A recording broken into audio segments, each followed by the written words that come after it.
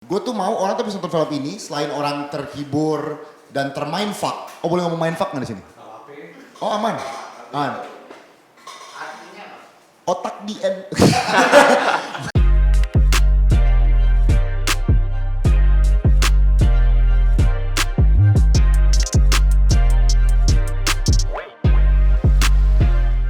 Jadi kenapa menurut kita film bucin ini harus diangkat? Pertama, ini pasti ada sebuah kata yang benar-benar trending banget ya di tahun ini terutama, tahun lalu terutama karena tahun lalu menjadi salah satu top 4 Google search kata bucin yang dimana kata ini bisa dibilang dipopulerkan oleh mereka berdua nih dari tahun 2015. Dan di film ini tuh kita pengen nunjukin kalau bucin itu dari bukan sekedar ngatain orang bucin doang.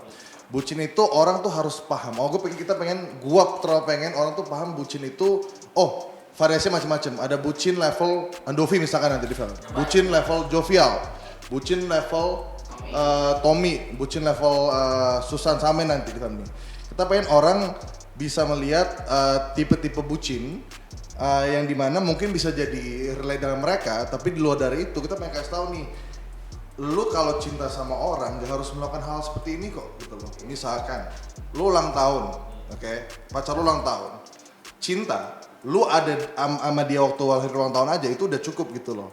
Dan menurut gua orang itu juga harusnya paham. Gua gak perlu dikasih apa-apa kok karena wujud cinta itu gak perlu materi, nggak perlu macem-macem. Mungkin ya bisa tapi kalau yang udah di luar dari nalar kan misalkan ada temen gue yang pacar ulang tahun di satu pulau untuk dia sendiri berdua, itu ada, terus story ada, orangnya nggak tahu yang mana. Jadi jangan jadi budak cinta, jadilah pasangan yang tulus satu dengan yang lainnya gitu loh.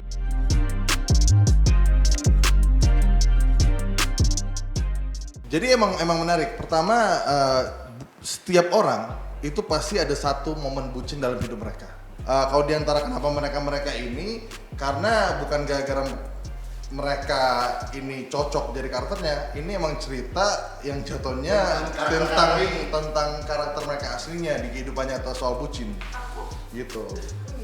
Ya maksudnya kan cowok. Lebih gara-gara ini karya utama mereka waktu di YouTube diangkat sih, jadi ya mereka berhak lah dapat peran ini karena mereka yang ngangkat gitu.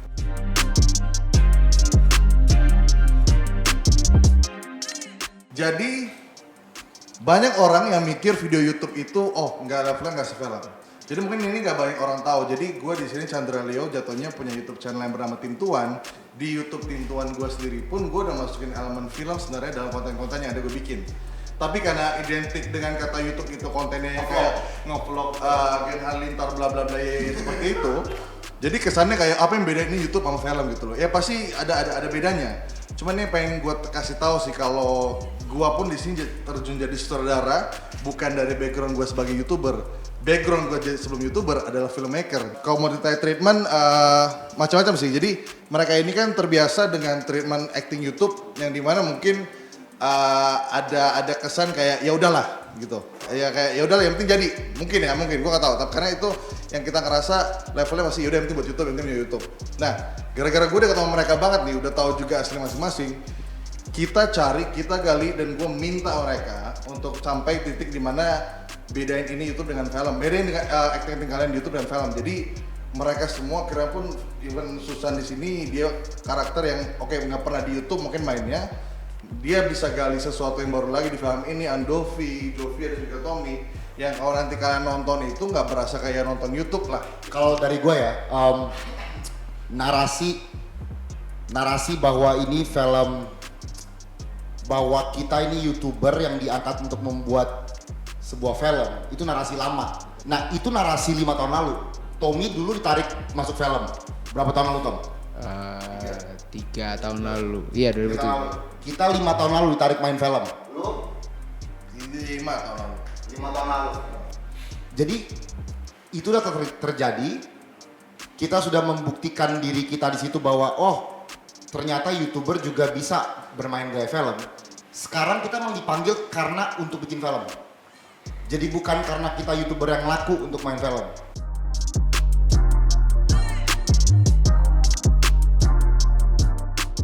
Oke, walaupun penulisan skrip film itu yang tulis gua, Jujur kita berempat mengembangkan ini bareng dari sejak dia bayi. Kalau dari karakter sendiri, dia emang Tommy, gue emang jovial, dia emang Chandra, dia emang Andovi. Yang sangat menarik adalah karakter dia. Ini karakter dia ini kita lumayan cari dari berbagai film lah. Jujur ya karakter ini baru banget aku dapetin di film Bucin ini. Dan emang aku waktu pertama kali casting aku langsung bilang ke Chandra, aku tahu kayaknya nih, aku harus contoh dari siapa. Siapa? El Professor di Money Heist. Gila, berat juga ya. Intinya karakter Vania ini yang aku mainin itu benar-benar karakter yang aku sama sekali nggak pernah nyangka aku bakalan bisa untuk mainin ini karena emang agak susah, bukan agak susah, emang susah sih. Karena harus sangat-sangat berhati-hati ya dalam aku setiap kali berucap satu kata ucapan yang keluar dari mulut aku dengan aku emosinya beda dikit itu udah pasti ketahuan sama semua penonton. Kalau aku gimana caranya emosi itu jangan sampai ada turunnya. Jangan ada turunnya. Sama kayak kehidupan kita, kalau bisa naik terus kenapa enggak? Bener nggak?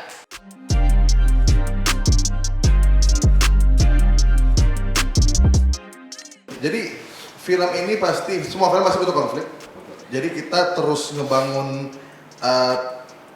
konflik itu nggak cuma skalanya di per karakter doang. Per karakter aja udah ada konflik. Jadi udah konflik. Gara-gara mereka saling konflik, gue yang pertemanan sama mereka harus bantuin, harus ngejagain, harus kayak ya udah ada masalah apa lagi Tom cerita sama gue. Itu konflik lagi gue gara-gara aduh ya ampun gue ngurusin mereka lagi.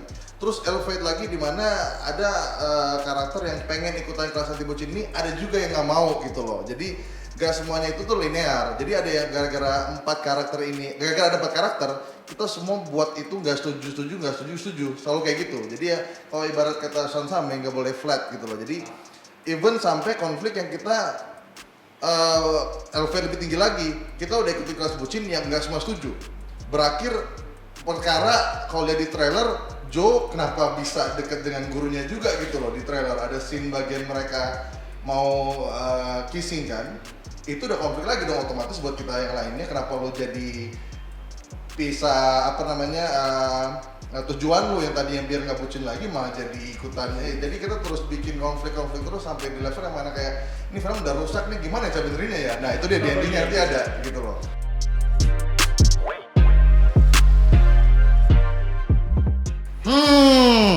Nggak, sebenarnya film ini untuk semua sih, jujur. Film itu semua, soalnya dari yang jomblo, kita ngambil semua target marketer loh. Dari yang jomblo, yang memiliki pasangan, yang mau menikah, semuanya tuh ada. Jokes-jokesnya, ada jokes-jokes dewasa, tapi juga ada jokes-jokes yang lebih umum.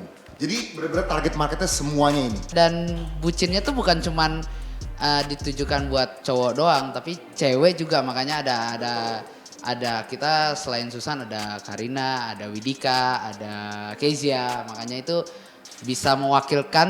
mungkin bisa mewakilkan bucin yang cewek-cewek yang bucin gitu. Halo semuanya, kita dari Film Bucin. Kita mau ajak kalian untuk nonton film Bucin tanggal 26 Maret 2020 di bioskop Indonesia kesayangan kebucinan kalian semua. Thank you banget.